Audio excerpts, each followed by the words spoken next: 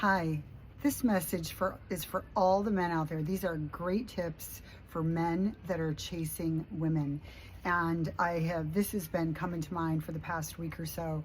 I recently had two male friends of mine that over the course of the past 3 weeks reached out to me to say that their relationship just fell apart and blew up and just ended, and they were kind of flabbergasted about it. This two mature early 50s gentlemen that have looking for long-term relationships and thought they had it.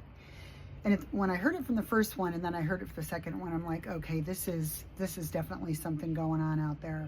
And the first thing that I mentioned them, I was like, do you know your relationship attachment style? Do you know your relationship attachment style? Because it's really important. There's only 4. Google it, find out who you are, because I think it'll help you.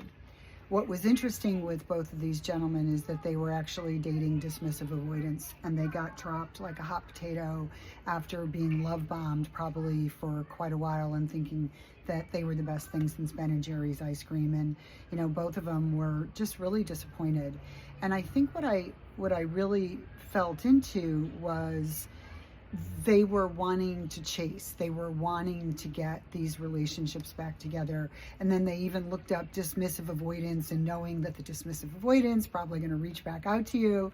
And, like, what do I do when they reach out? And God, I just, and, one of the gentlemen, actually both of them, I said in, the nicest way possible, this isn't about them.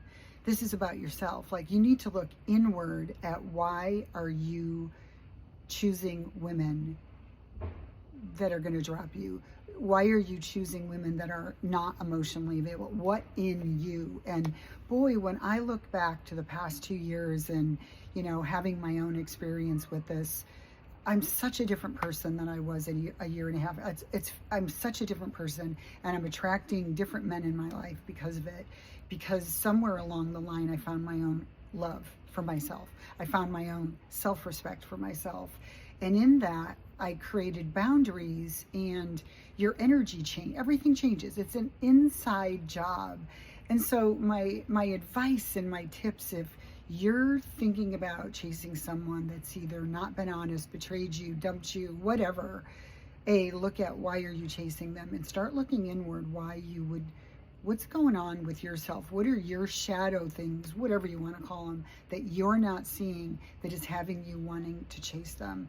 Because I think the best and thing that you could do for yourself is actually look inward and start looking at those things and go, how do I change this around? So that is my advice. It is not easy, and you can do it.